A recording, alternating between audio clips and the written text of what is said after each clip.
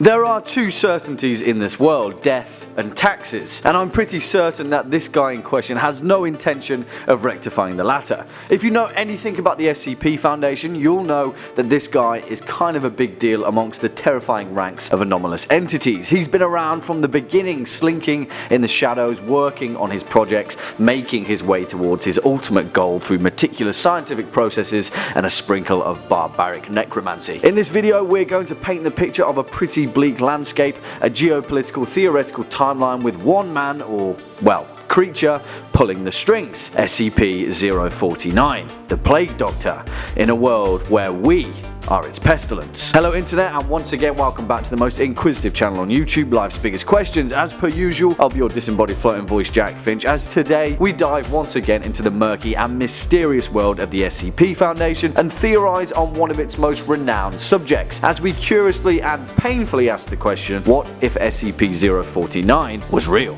Roll the clip.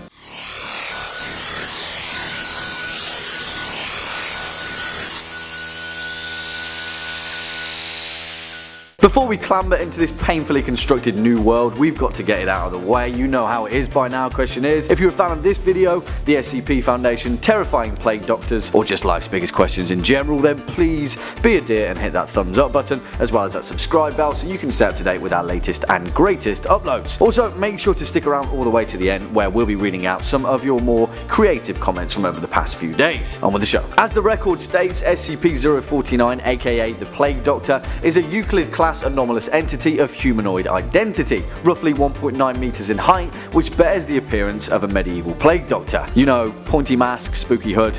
You get the picture. Curiously though, while SCP-049 appears to be wearing the thick robes and the ceramic mask indicative of the Plague Doctor profession, the garments instead seem to have grown out of SCP-049's body over time, and as a result are nearly indistinguishable from whatever form is beneath them. SCP-049 is capable of speech in a variety of languages, though tends to prefer English or medieval French. Yeah, that's kind of a one-way conversation. On an unknown timeline, the Plague Doctor was discovered during the investigation of several unknown disappearances in the town of Montauban in southern France. During a raid of a local home, investigators found several instances of SCP-049-2, aka the corpses that he skillfully reanimates into shambling undead golems that do his bidding, as well as SCP-49 himself, probably lurking in a corner. During the encounter, while law enforcement personnel engaged the hostile 049-2 instances, the Plague Doctor was noted as intensely watching the engagement and taking notes in its journal. You see, the Plague Doctor's whole shtick is that, just like any scientist, he observes and adapts, and that's why potentially he'd be a very terrifying and real adversary if he ever reached his full potential. After his discovery in southern France, SCP-049 willingly entered the Foundation's custody, where he remains to this day, thankfully, working on his cure against what he refers to as the pestilence. And to cut a long story short, we are the pestilence by means of our proficiency to die. As in the collective we, humanity. And this guy wants to cure us all of death, but not in a good way.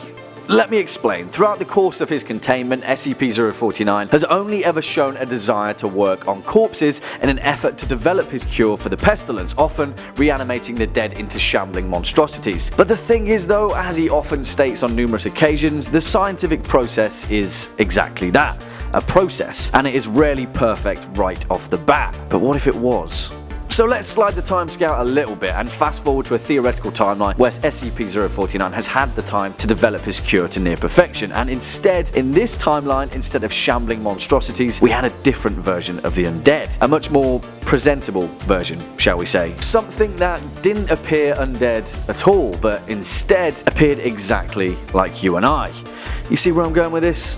Yeah, I'm talking zombie sleeper agents. Let me explain. You see, the thing that makes SCP-049 so terrifying is that he has a cause. He has one simple function that he will go to great lengths to ensure is carried out. And as we've learned time and time again throughout these series of SCP-based LBQ videos, you can't kill an idea. And in the case of SCP-049, you can't kill death. Because as we all know, what is dead may never die. So picture this, SCP-049 has cured death and at his disposal has a horde of lifelike sentient humans that are highly capable and proficient puppets to carry out his bidding. Would the Plague Doctor simply stop once he discovered the perfect cure to death? No.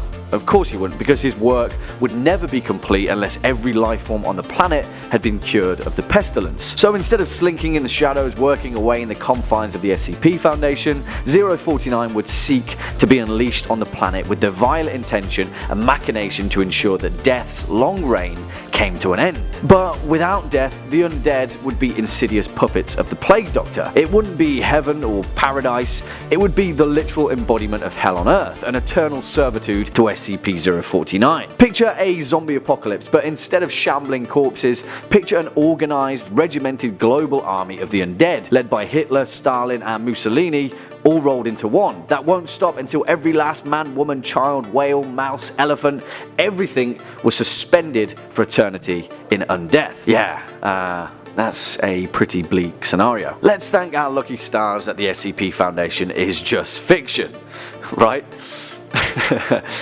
Yeah, right.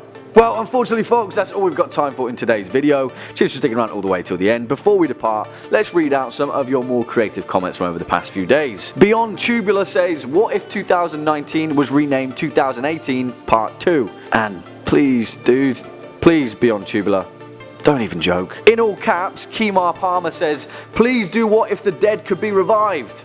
Wow, Kemar Palmer, don't shout too loud, but I think I may have kind of covered that one in this one, so I hope that helps.